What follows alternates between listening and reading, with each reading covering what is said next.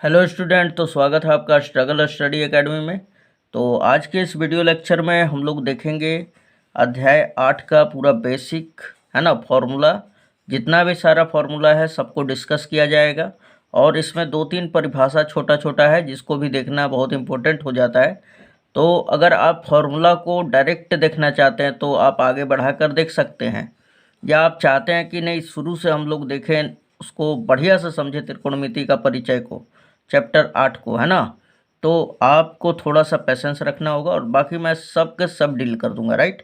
और आपको मैं गारंटी देता हूँ 100% कि आपको त्रिकोणमिति का पूरा जो फॉर्मूला है सारा का सारा समझ में आ जाएगा और कंप्लीट भी हो जाएगा।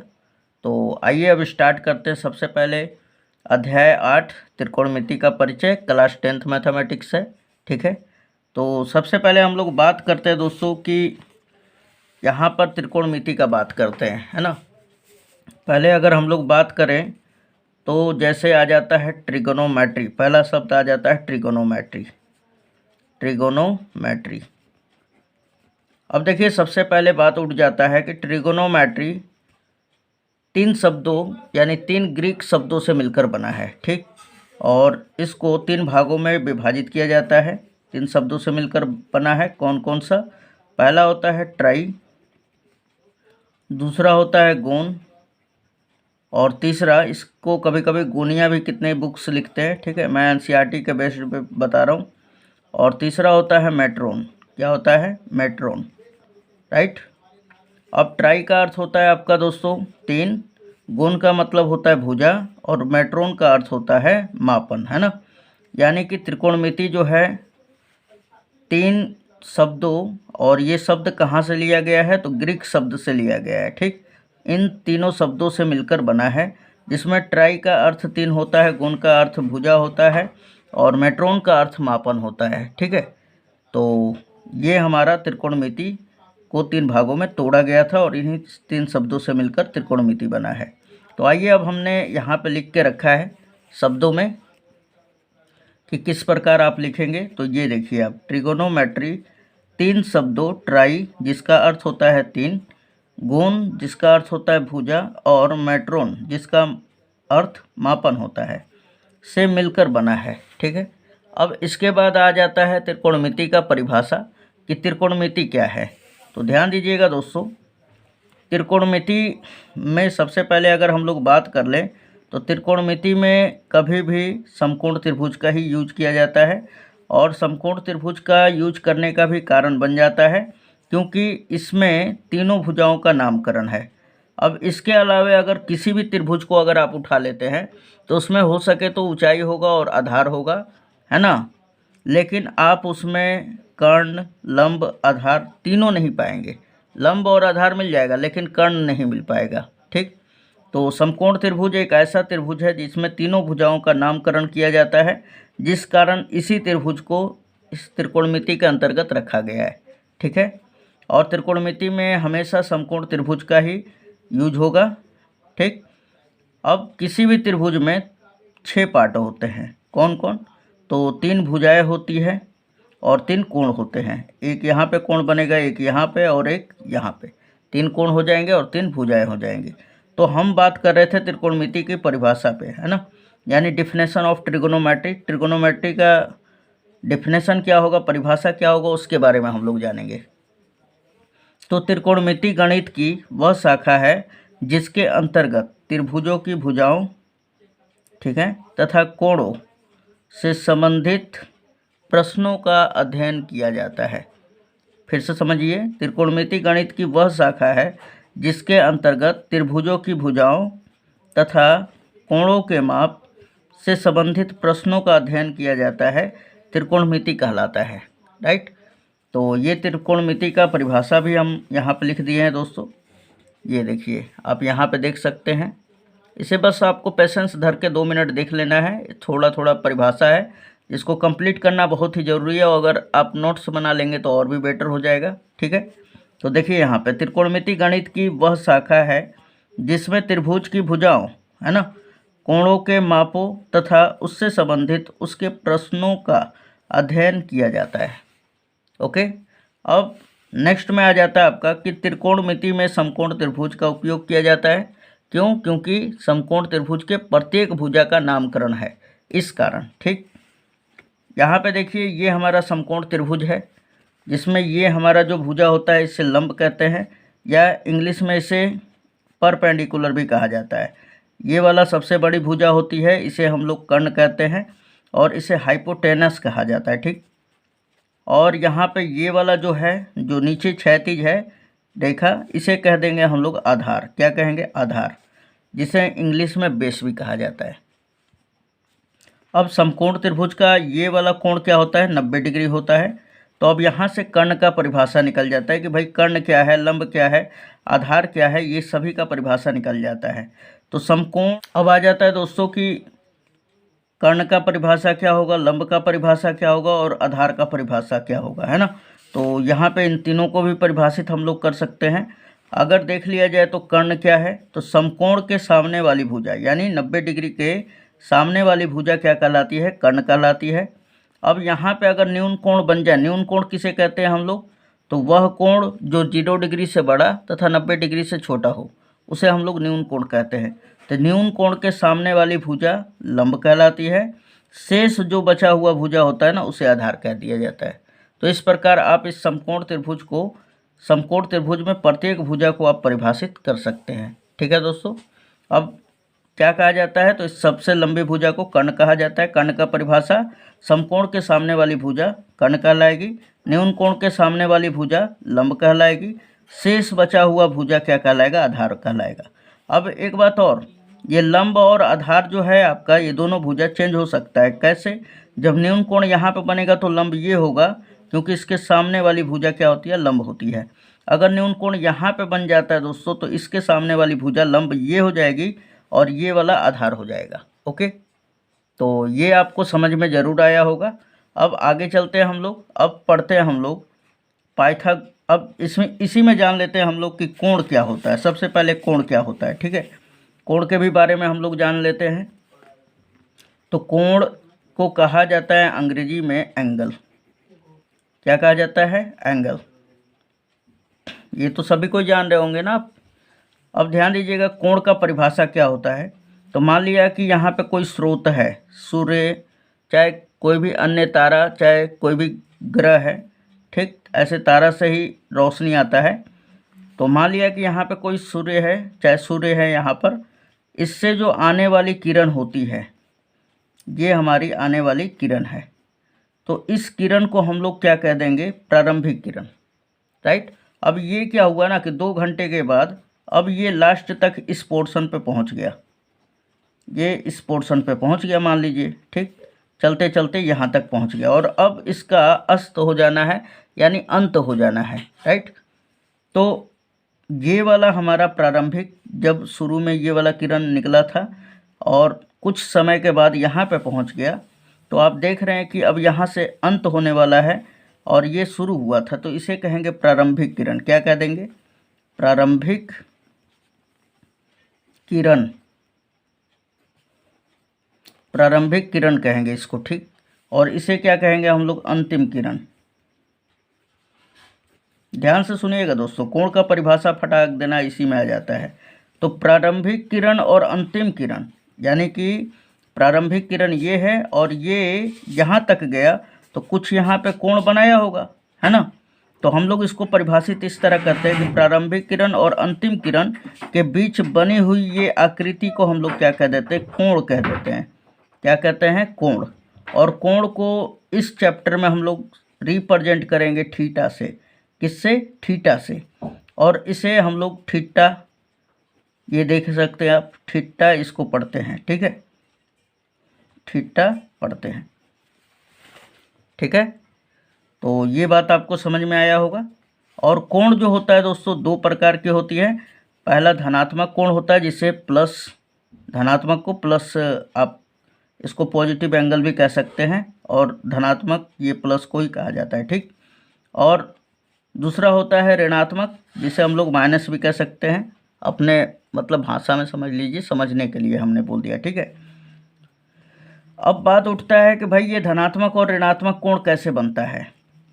तो अगर कोण ध्यान से सुनिएगा, अगर कोण ये जैसे हमारा हो गया, जैसे ये मान लीजिए कि ये हमारा प्रारंभिक किरण है, ठीक है, ये हमारा प्रारंभिक किरण है। अगर कोण घड़ी किस तरह चलता है, इस तरह डायरेक्शन में चलता है ना। अगर कोण घड़ी के दिशा में चलता है तो कोण क्या बनेगा, ऋणात्मक। जैसे प्रारंभिक किरण ये है और ये कुछ समय के बाद यहाँ पे आ जाए, अंतिम किरण हो जाए, ठीक, तो ये वाला जो कोण बनेगा ना, इसे कहेंगे हम लोग ऋणात्मक कोण। क्या कहेंगे, ऋणात्मक कोण कहेंगे, राइट। अगर ये किरण, अंतिम किरण अगर ऊपर की ओर जाती है इस तरह, मतलब यहाँ से होकर अब ये इस तरह जाती है कोण बनाते हुए इस तरह, तो ये वाला कहलाता है धनात्मक कोण, ठीक। क्या कहलाता है, धनात्मक कोण, ठीक है दोस्तों। तो मेनली यहाँ पे ज़्यादा ध्यान देना है, आपको फोकस करना है कोण पर, और कोण को किससे रिप्रेजेंट करेंगे, थीटा से, ठीक है। तो इतना क्लियर हो गया। अब आ जाते हैं हम लोग पाइथागोरस थ्योरम पर। अब यहाँ पे बात करेंगे दोस्तों पाइथागोरस प्रमेय पे, ठीक है। तो पाइथागोरस ने क्या कहा था कि किसी भी समकोण त्रिभुज में कर्ण का वर्ग अन्य दो भुजाओं के वर्गों के योग के बराबर होता है, ठीक। तो क्या कहा था उसने कि कर्ण का वर्ग जो होता है अन्य दो भुजाओं के वर्गों के योग के बराबर होता है, मतलब लंब स्क्वायर प्लस आधार स्क्वायर के बराबर होता है, ठीक है। किसी भी समकोण त्रिभुज में, ये हमारा एक समकोण त्रिभुज है दोस्तों, तो यहाँ से हम कर्ण स्क्वायर बराबर, इनके अनुसार कर्ण स्क्वायर बराबर लंब स्क्वायर प्लस आधार स्क्वायर कहा जाता है। अब ध्यान दीजिएगा यहाँ पे, अगर मेरे को कर्ण का फॉर्मूला निकालना हो, अगर मान के चलिए लंब और आधार दे दिया जाए, अगर आपको ज़रूरत है कर्ण का, तो कर्ण कैसे निकालेंगे, तो कर्ण बराबर, आप क्लास 9th में भी इसका यूज देखे होंगे, ठीक है। क्लास 10th के चैप्टर नंबर 6 में हम लोग इसको पढ़ चुके हैं, और इसे आप वहाँ से पढ़ सकते हैं। इसको थ्योरम को सिद्ध किया जाता है। कर्ण बराबर क्या हो जाएगा, स्क्वायर भेज देंगे तो रूट चढ़ जाएगा ना, तो ये रूट चढ़ जाएगा किसके ऊपर, तो मैं यहाँ पे खाली केवल चाहे लंब लिख ही देता हूँ, ये लंब स्क्वायर और प्लस आधार स्क्वायर हो जाएगा। समझ में आया दोस्तों। अब अगर आपको निकालना है लंब बराबर, है ना, क्या हमने निकाल दिया, कर्ण बराबर रूट अंडर लंब स्क्वायर प्लस आधार स्क्वायर। अगर आपको लंब बराबर निकालना है तो लंब स्क्वायर पहले निकाल लेते हैं, तो ये आधार प्लस में है, आधार स्क्वायर इधर आएगा तो माइनस में, तो लंब स्क्वायर बराबर क्या हो जाएगा, यहाँ पे बिंदु दे के हम लोग लिख लेंगे। लंब स्क्वायर बराबर क्या हो जाएगा, क्योंकि दो भुजाएं कोई भी दे सकता है, मान लीजिए कर्ण और आधार दे देगा तो लंब निकालना पड़ेगा, तो लंब स्क्वायर बराबर हो जाएगा आपका कर्ण स्क्वायर और माइनस का आधार स्क्वायर, राइट, आधार स्क्वायर। अगर आप स्क्वायर भेज देते हैं तो लंब का मान मिल जाएगा, तो यानी लंब बराबर क्या हो जाएगा, रूट अंडर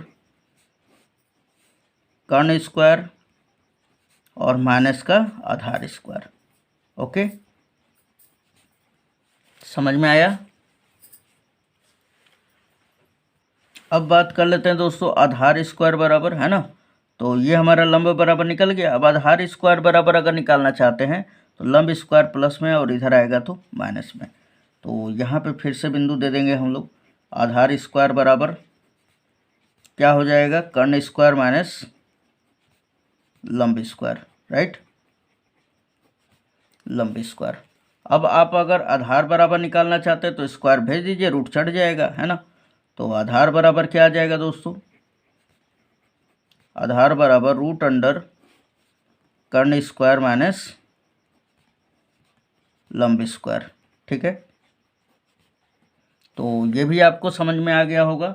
तो ये तीनों के तीनों बहुत ही इम्पोर्टेंट है। इसमें कौन कौन इम्पोर्टेंट है, तो कर्ण बराबर रूट अंडर लंब स्क्वायर प्लस आधार स्क्वायर, यानी लंब और आधार दिया रहेगा तो आप कर्ण प्राप्त कर लीजिएगा, ठीक है, बहुत ही इम्पोर्टेंट है ये। अगर ये नहीं आएगा दोस्तों तो 2 नंबर आप समझ लीजिए आपका चला जाएगा, ठीक है, और बहुत सारे क्वेश्चनों में भी यूज होता है। दूसरा नंबर ये लंब बराबर, अगर कर्ण और आधार दिया रहेगा तो आप लंब ज्ञात कर लेंगे इस फॉर्मूला से, ठीक। उसके बाद कर्ण और आधार लंब दिया रहेगा तो आप आधार का मान ज्ञात कर सकते हैं, ठीक है। तो अब आ जाते हैं, अब हम लोग आगे चलते हैं दोस्तों त्रिकोणमितीय अनुपात पर, है ना। अब ध्यान दीजिएगा दोस्तों, सबसे पहले यहीं पे मैं आपको अगर समझा लूँ थोड़ा सा कि त्रिकोणमितीय अनुपात क्या होता है। तो मान लीजिए यहाँ पे ये हमारा एक समकोण त्रिभुज है, ठीक है, और ये न्यून कोण बन गया है, ठीक। न्यून कोण मैंने मान लिया इस यहाँ पे थीटा बना रहा है, थीटा मतलब 30 डिग्री 45 डिग्री, है ना, या 60 डिग्री हो सकता है, लेकिन 90 डिग्री नहीं हो सकता है ना। क्यों? क्योंकि 90 डिग्री तो यहाँ पे बना हुआ है, ये हमारा न्यून कोण है जो कि 90 डिग्री और 0 डिग्री के बीच में होगा, ठीक है। अब यहाँ पे ध्यान दीजिएगा, तो किसी न्यून कोण के, ये क्या है हमारा न्यून कोण है, तो किसी न्यून कोण के सापेक्ष भुजाओं का अनुपात अगर हम लोग निकाल लेते हैं, जैसे यहाँ पे हमने लंब और आधार का निकाल लिया, यानी अनुपात का मतलब क्या होता है, जैसे हमने लंब ले लिया और बटा कर लिया आधार, ठीक है। तो इन दोनों के अनुपात को हम लोग सूचित करते हैं tan थीटा से। किससे? tan थीटा से। तो इस tan थीटा को ही, या हम लोग इस अनुपात को ही किसके रिस्पेक्ट में? थीटा के रिस्पेक्ट में। इस अनुपात को ही हम लोग त्रिकोणमितीय अनुपात कह देते हैं। तो त्रिकोणमितीय जो अनुपात होता है कुल मिलाकर 6 प्रकार का होता है, ठीक। और कौन कौन होता है? तो sine theta, cos theta, tan theta, cot theta, cosec theta और सेक थीटा, ठीक है। तो आइए अब इन्हीं सभी का परिभाषा अगर हम लोग देखें तो ये कुछ इस प्रकार है हमारा, हमने लिख दिया है बहुत अच्छी तरह से, इसको आपको खाली समझ लेना है दोस्तों, ठीक। आपका टाइम पास नहीं करना है यहाँ पे, खाली आपको समझाने में जितना समय लग जाए हमें। चलिए यहाँ पे देखिए, किसी न्यून कोण के सापेक्ष भुजाओं के अनुपात को त्रिकोणमितीय अनुपात कहते हैं, ठीक। यह जो होता है 6 प्रकार का होता है हमारा त्रिकोणमितीय अनुपात, जिसमें पहला होता है देखिए साइन, SINE होता है, ठीक, जिसका अर्थ होता है जया, ठीक है दोस्तों। अब जया होता है, लेकिन इसका शॉर्टकट जो हम लोग यूज करते हैं वो SIN होता है, ई नहीं लिया जाता है, ठीक। क्या लिया जाता है? SIN। उसके बाद दूसरा हो जाता है त्रिकोणमितीय अनुपात कोसाइन, ठीक। इसका जो अर्थ होता है कोजेया होता है, और इसका शॉर्टकट खाली केवल कॉस उठाया जाता है। क्या उठाया जाता है? कॉस, ठीक है। अब तीसरा आ जाता है हमारा टेंजेंट, जिसका अर्थ होता है स्पर्शजेया, और इसका शॉर्टकट खाली केवल टैन उठाया जाता है। क्या उठाया जाता है? टैन। उसके बाद चौथा नंबर पे आ जाता है कोटेंजेंट, यहाँ पे खाली को लगा देना है, तो ये हमारा कोटेंजेंट हो जाता है, और इसका अर्थ होता है कोटि स्पर्शजेया, जिसका हम लोग शॉर्टकट केवल खाली कॉट उठाते हैं, राइट। आगे हमारा पांचवा जो है सेकेंड है, जिसका अर्थ जो होता है कोटि जया होता है, और इसका शॉर्टकट सेक उठाया जाता है, राइट। आगे हमारा छठवा है कोस सेकेंड, जिसका अर्थ व्युत्क्रम जया होता है, और इसका शॉर्टकट केवल कॉसेक उठाया जाता है। क्या उठाया जाता है? कॉसेक। तो त्रिकोणमितीय अनुपात कितने होते हैं? 6 प्रकार के। कौन कौन? साइन, कॉस, टैन, कॉट, सेक, कॉसेक, राइट। यही 6 का हम लोग यूज करेंगे। तो अब आ जाइए दोस्तों कि अब हम लोग इसके फॉर्मूला पे अब आ जाते हैं कि त्रिकोणमितीय में जो जो फॉर्मूला है ना, सारा अब लर्न करना स्टार्ट कर देते हैं।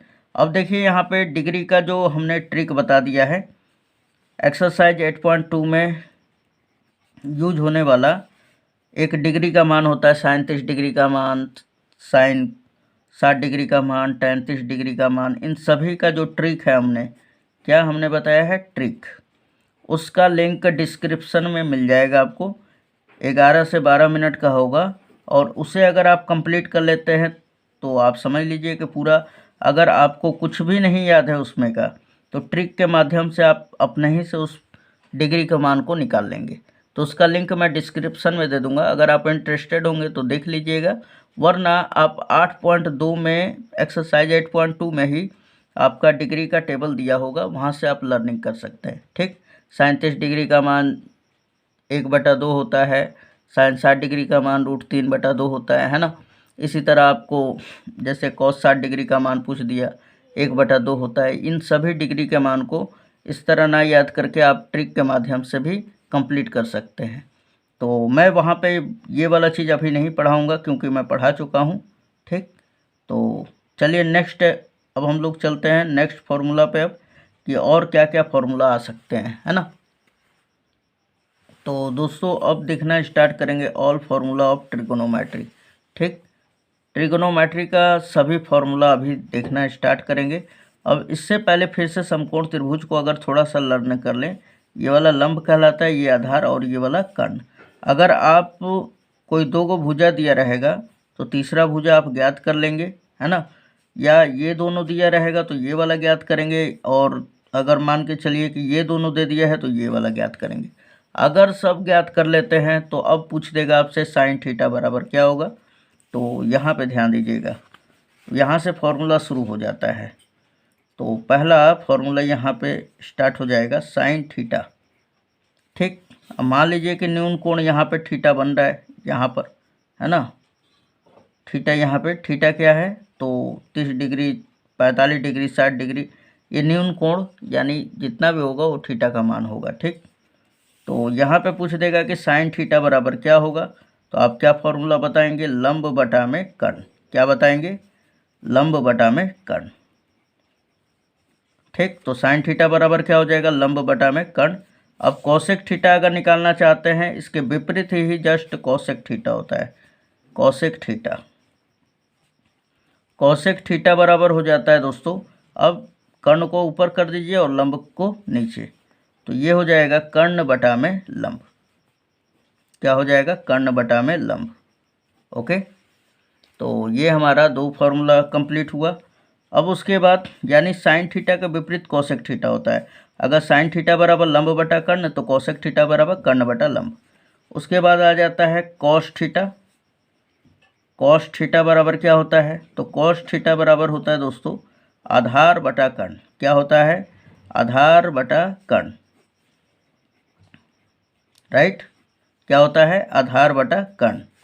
अब इसके विपरीत जो होता है दोस्तों सेक थीटा होता है। क्या होता है, सेक थीटा। सेक थीटा बराबर क्या होता है, तो बस कर्ण को ऊपर कर दीजिए, आधार को नीचे, तो कर्ण बटा आधार, कर्ण बटा आधार, ओके। अब उसके बाद तीसरा आ जाता है अब हमारा टैन थीटा। क्या आता है, टैन थीटा। तो टैन थीटा बराबर होता है लंब बटा आधार। क्या होता है, लंब बटा आधार। और दोस्तों इसके विपरीत जो होता है कॉट थीटा होता है। क्या होता है, कॉट थीटा। कॉट थीटा बराबर हो जाता है आपका, आधार को ऊपर कर दीजिए, लंब को नीचे, तो आधार बटा लंब हो जाएगा, ओके, आधार बटा लंब, ठीक है। अब इसी में और भी फॉर्मूला आ जाता है, जैसे कि मान लीजिए कि अब यहाँ पे दे देगा, जैसे इसको ए कह दिया, इसको बी कह दिया और इसको सी कह दिया, तो यहाँ पे पूछ देगा ना आपसे कि साइन सी बराबर क्या होगा। तो साइन सी बराबर तो यानी कि कोण सी पे कोण बन रहा है ना। अब साइन ए बराबर कह देगा तो कोण ए पे कोण बनेगा, ठीक है। यहाँ पे ए शीर्ष के पास कोण बनेगा हमारे यहाँ पे न्यून कोण, तब उसका फॉर्मूला अलग हो जाता है। तो ध्यान दीजिएगा, जहाँ भी न्यून कोण बनेगा उसके सामने वाले भुजा को सम्मुख भुजा कहा जाता है। क्या कहा जाता है, इसके सामने, जैसे न्यून कोण यहाँ पे बन गया है तो इसके सामने वाली भुजा ये हमारा सम्मुख भुजा होगा, ठीक है। और यहाँ पे देखा जाए तो संलग्न भुजा क्या होता है, तो न्यून कोण के साथ में जो सटा हुआ भुजा होता है, सटा हुआ भुजा तो ये भी है लेकिन ये कर्ण है, इसको नहीं लेना है, राइट। क्या लेना है आपको, न्यून कोण के साथ वाला भुजा संलग्न भुजा कहलाता है, ओके। फिर से समझिए, न्यून कोण के सम्मुख भुजा को, सामने वाले भुजा को सम्मुख भुजा कहा जाता है और साथ वाले भुजा को क्या कहते हैं हम लोग, संलग्न भुजा। तो अब यहाँ पर भी फिर फॉर्मूला बन जाता है आपका साइन थीटा बराबर, ये हमारा नेक्स्ट फॉर्मूला हुआ, ये पहला फॉर्मूला कह लीजिएगा, है ना, और ये वाला हमारा दूसरा सेकंड फॉर्मूला हम लोग कह लेते हैं।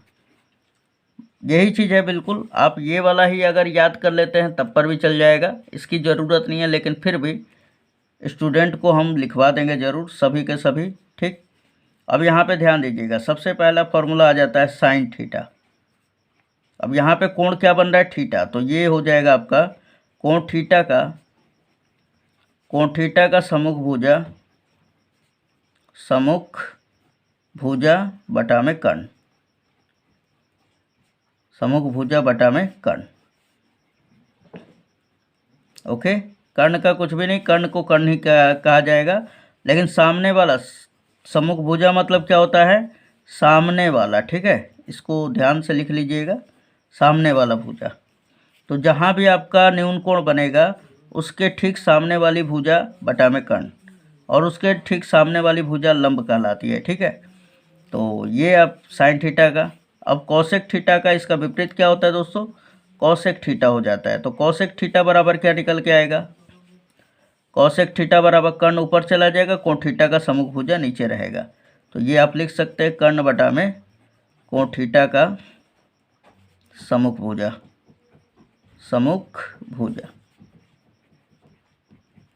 चलेगा। आगे देखा जाए दोस्तों तो इसी प्रकार आपका हो जाता है दूसरा कॉस थीटा। तो कॉस थीटा बराबर हो जाता है कोण थीटा का संलग्न भुजा और बटा में कर्ण हो जाएगा, राइट। अब ध्यान दे दीजिएगा, यहाँ पे अगर मेरे को इसके विपरीत निकालना है यानी सेक थीटा का, तो सेक थीटा बराबर क्या हो जाएगा, तो जस्ट इसके विपरीत कर दीजिए, कर्ण बटा में कोण थीटा का संलग्न भुजा, ठीक है, संलग्न भुजा। उसी प्रकार आप टैन थीटा का अगर हम लोग लिखें तो टैन थीटा बराबर हो जाता है दोस्तों, टैन थीटा बराबर होता है कोण थीटा का सम्मुख भुजा और बटा में क्या हो जाएगा, कोण थीटा का संलग्न भुजा, राइट। अब आपको कॉट थीटा निकालना है तो इसके विपरीत हो जाएगा बस। तो ये आप कॉट थीटा भी निकाल सकते हैं आप यहाँ से, कॉट थीटा बराबर क्या हो जाएगा, तो इसके विपरीत कर दीजिए, कोण थीटा का संलग्न भुजा यानी साथ वाला भुजा, ठीक है दोस्तों, बटा में कोण थीटा का सम्मुख भुजा। तो ये आपका भी फॉर्मूला हो जाता है। चलिए अब इसमें का नेक्स्ट फॉर्मूला देखते हैं हम लोग। अब फॉर्मूला नंबर तीसरा हम लोग देखेंगे दोस्तों। तो तीसरा में हमारा पहला रहेगा, राइट। देखा जाए यहाँ पे तो फॉर्मूला हो जाता है दोस्तों साइन थीटा और गुणे कॉसेक थीटा बराबर 1 होता है, ठीक। साइन थीटा और कॉसेक थीटा में अगर आपसे कोई रिलेशन पूछे तो आप बताएंगे कि साइन थीटा गुणे कॉसेक थीटा बराबर 1 होता है, या कहीं भी ये दोनों अगर दिखाई दे तो आप उसके बराबर 1 रख सकते हैं, ठीक है। अब यहाँ पर अगर मैं आपसे पूछूं कि साइन थीटा का फॉर्मूला कॉसेक थीटा के पदों में आप बताइए, ठीक। तो आप क्या बताएंगे, यहाँ पे साइन थीटा को यहीं पे रख लेंगे, ठीक ना, और ये 1 तो है ही हमारा, लिख दिया हमने।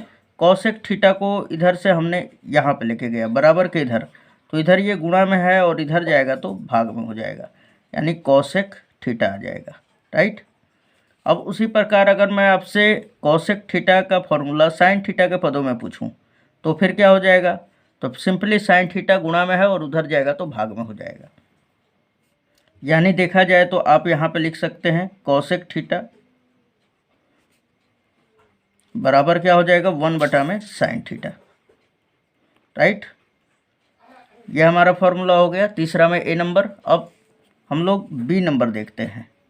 बी नंबर भी इसी तरह फॉर्मूला होता है आपका, देख लिया जाए यहाँ पे तो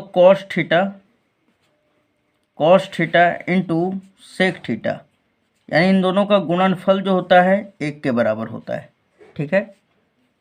अब मैं पूछूं कि कॉस थीटा बराबर क्या होगा, है ना, कॉस थीटा बराबर क्या होगा, तो ये सेक थीटा गुणा में और उधर जाएगा तो भाग में।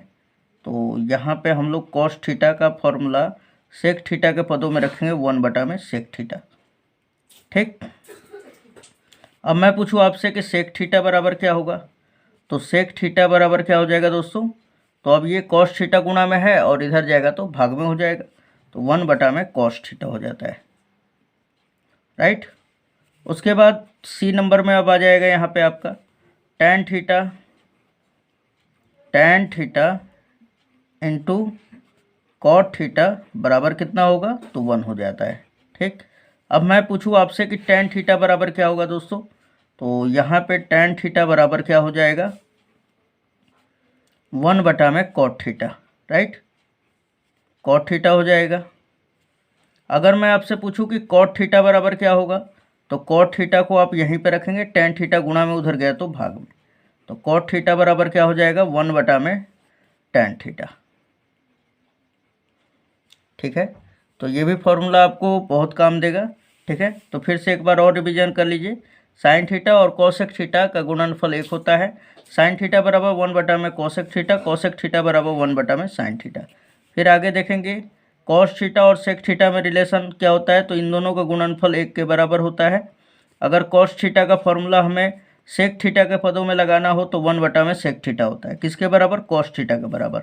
और इसी प्रकार सेक थीटा का निकालना है तो 1 में कॉस थीटा। ठीक है, अब उसके बाद टैन थीटा और कॉट थीटा में रिलेशन होता है, तो टैन थीटा को अगर मैं यहीं पर रोक दूँ तो कॉट थीटा इधर गुणा में और इधर चल जाएगा तो भाग में। ठीक है, उसी प्रकार कॉट थीटा का निकालेंगे तो 1 में टैन थीटा। अब आ जाता है दोस्तों इसी में फॉर्मूला नंबर चौथा का ए नंबर ले लेते हैं। राइट, ए नंबर, तो साइन स्क्वायर थीटा और प्लस कॉस स्क्वायर थीटा बराबर होता है 1 के। ठीक है, तो मैं पूछूं यहाँ पे दोस्तों कि साइन थीटा बराबर क्या होगा, है ना, साइन थीटा का फॉर्मूला कॉस थीटा के पदों में बताइए। तो आप क्या करेंगे, यहाँ पे साइन स्क्वायर को यहीं पे रखेंगे आप, ये प्लस में है, कॉस स्क्वायर उधर जाएगा तो माइनस में, तो क्या हो जाएगा 1 माइनस कॉस स्क्वायर थीटा, है ना। और यहाँ पे क्या बच गया दोस्तों, तो यहाँ पे बच गया साइन स्क्वायर थीटा बच गया है। ठीक, साइन स्क्वायर थीटा, लेकिन हमें चाहिए साइन थीटा का, किसके पदों में, कॉस थीटा का, तो स्क्वायर है तो भेज देंगे तो रूट चढ़ जाएगा, है ना। तो ये साइन थीटा बराबर क्या हो जाएगा, √1 minus cos square theta. Right, अगर मैं पूछूँ आपसे कि कॉस थीटा बराबर क्या होगा, तो कॉस थीटा बराबर क्या हो जाएगा, ये प्लस में है और इधर जाएगा तो माइनस में, है ना। उसके बाद स्क्वायर है, भेज देंगे तो रूट चढ़ जाएगा, तो कॉस थीटा बराबर क्या हो जाएगा, √1 माइनस साइन स्क्वायर थीटा। तो ये हमारा पहला फॉर्मूला जो कि यूज होगा, ये भी यूज होता है। ठीक है, तो यहाँ पे कॉस थीटा बराबर क्या हो जाएगा, √1 minus sine square theta. Okay, तो ये भी आपको समझ में ज़रूर आया होगा दोस्तों। अब आगे चलते हैं नेक्स्ट फॉर्मूला पे, यानी बी नंबर पे, है ना। तो बी नंबर पे अगर चला जाए तो यहाँ पे ले लेते हैं दूसरा रिलेशन, क्या ले लिया जाए यहाँ पर, तो ले लिया जाए यहाँ पर सेक स्क्वायर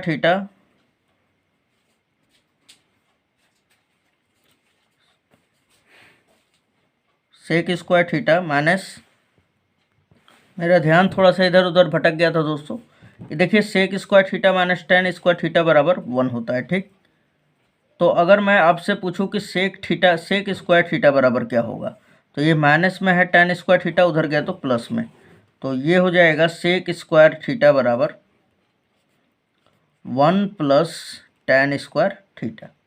राइट, अब यहाँ पे ध्यान दीजिएगा, ये स्क्वायर है, इधर भेज देंगे तो रूट चढ़ जाएगा, ध्यान में रखिएगा, स्क्वायर रहता है तो बराबर को उधर जाता है तो रूट चढ़ता है, अगर इधर रूट रहता है तो बराबर को उधर जाता तो स्क्वायर इधर चढ़ जाता।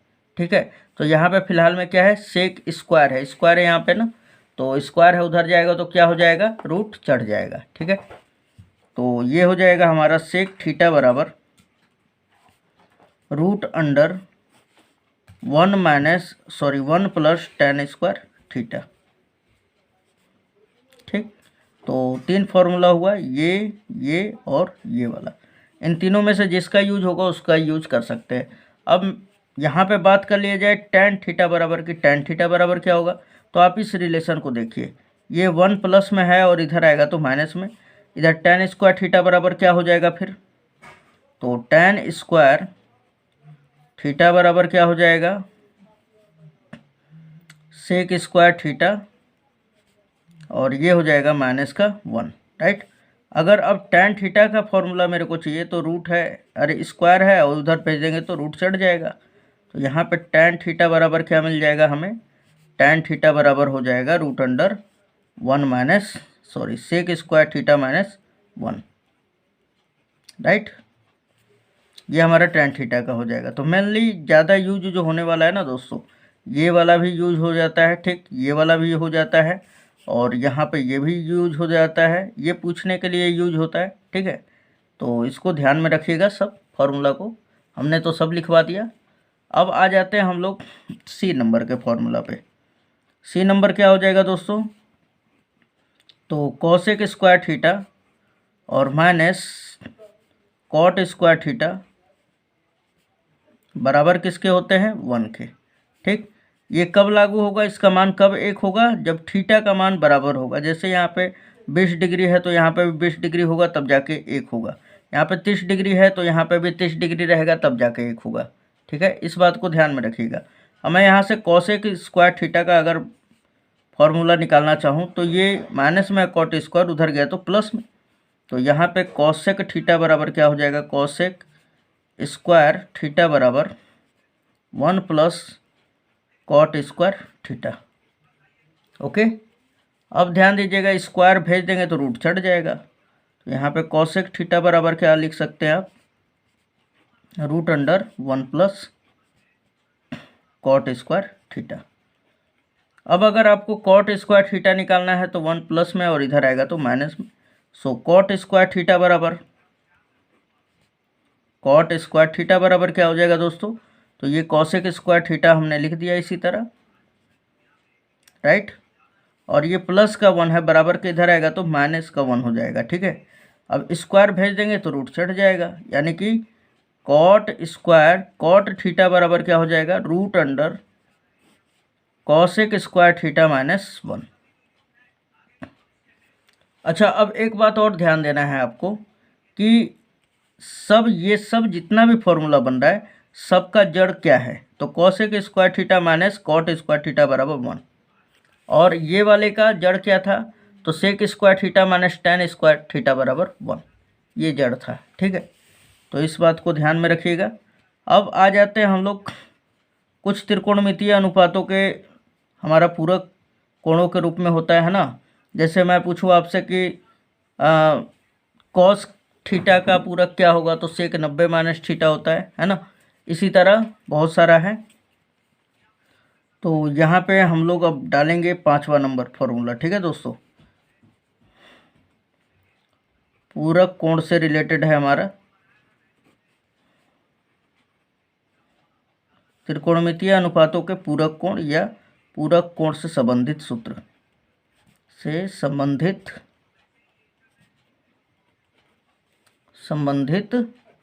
सूत्र। ठीक है, ये हमारा है दोस्तों, यहाँ पर ये पूरक कोणों से संबंधित होगा। अब इसमें हम लोग पहला बिंदु दे के लिखता हूँ मैं, ठीक है, कि साइन थीटा का पूरक कोण क्या होगा, तो कॉसेक 90 माइनस थीटा होता है। क्या होता है दोस्तों, कॉसेक 90 माइनस थीटा, राइट। अब अगर मैं आपसे पूछूं कि कॉसेक थीटा का पूरक क्या होगा, तो कॉसेक थीटा का पूरक साइन 90 माइनस थीटा हो जाएगा। क्या होगा, कॉसेक थीटा का पूरक कोण क्या हो जाएगा, तो साइन 90 माइनस थीटा। ओके, उसी प्रकार अगर मैं पूछना चाहूँ कि साइन 90 माइनस थीटा का पूरक क्या होगा, तो कॉसेक थीटा, है ना। पूरक मतलब इसके विपरीत। ठीक है, अब आगे अगर हम लोग देखा जाए थोड़ा सा, मतलब माइनस कर देना है, उसमें से 90 में से माइनस कर देना है, थीटा को घटा देना है। ठीक है, या अगर ये माइनस है तो इसमें से भी माइनस कर देंगे थीटा, तो माइनस और ये माइनस ख़त्म हो जाता है, तो इसलिए 90 डिग्री बच जाता है। ठीक है, तो ज़्यादा टेंशन नहीं लेना है। अब आगे अगर देख लें हम लोग, तो टैन थीटा का चाहे कॉस थीटा का हम लोग चलते हैं पहले, कि कॉस थीटा का पूरक क्या होता है दोस्तों, तो कॉस थीटा का होता है सेक 90 माइनस थीटा। क्या होता है, सेक 90 माइनस थीटा। मैं पूछूं इसी प्रकार कि सेक थीटा बराबर क्या होगा, तो सेक थीटा बराबर क्या हो जाएगा, कॉस 90 माइनस थीटा हो जाएगा। राइट। अब दो और भी है हमारे इसी में, तो दो और देख लेते हैं हम लोग। अब यहाँ पर अब आ जाता है टैन थीटा का पूरक क्या हो जाएगा, तो टैन थीटा का पूरक कॉट 90 माइनस थीटा होगा, है ना। और मैं पूछूं फिर कि कॉट थीटा का पूरक क्या होगा, तो tan 90 minus theta. Right, tan 90 minus theta. इसको अच्छी तरह से लिख लेना है दोस्तों, आपको अपने कॉपी पे पूरा एकदम लिखते जाइएगा, जैसे मैंने बायोडाटा बनाया ना बिल्कुल उसी तरह आपको बनाना है।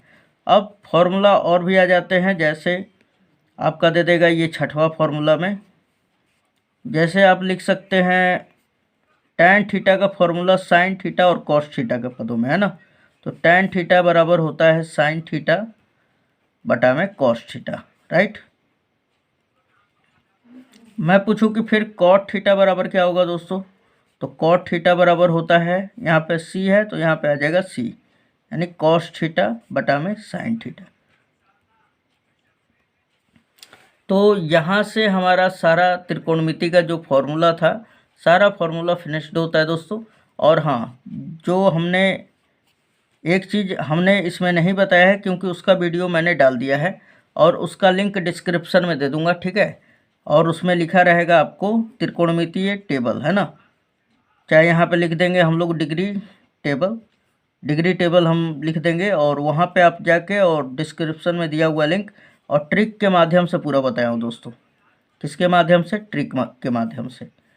तो आप उसे ज़रूर वॉच कर लीजिएगा। तो क्या फ़ायदा होगा कि आपको वो भी याद हो जाएगा एकदम आसानी पूर्वक, कोई भी दिक्कत नहीं आएगा। ठीक है। और हाँ, एक बात और, अगर चैनल पे मेरे नए हैं तो तुरंत सब्सक्राइब कर लीजिए, क्योंकि मैं रोज डेली ऐसा ही वीडियो डाल रहा हूँ। ठीक है, जो कि आपके बोर्ड एग्जाम से रिलेटेड रहेगा, पूरा आपका एक्सरसाइज, एक एक गो एक्सरसाइज एकदम डिटेल से ख़त्म किया जाएगा, है ना। और सब्सक्राइब कर लेते हैं तो आपके ईमेल के द्वारा हम लोग जुड़ जाएंगे, जिससे मैं वीडियो अगर प्रोवाइड करूँगा तो फटाक देना इसका नोटिफिकेशन आपके पास पहुँच जाएगा। ठीक है, तो मिलते हैं नेक्स्ट वीडियो में दोस्तों, धन्यवाद।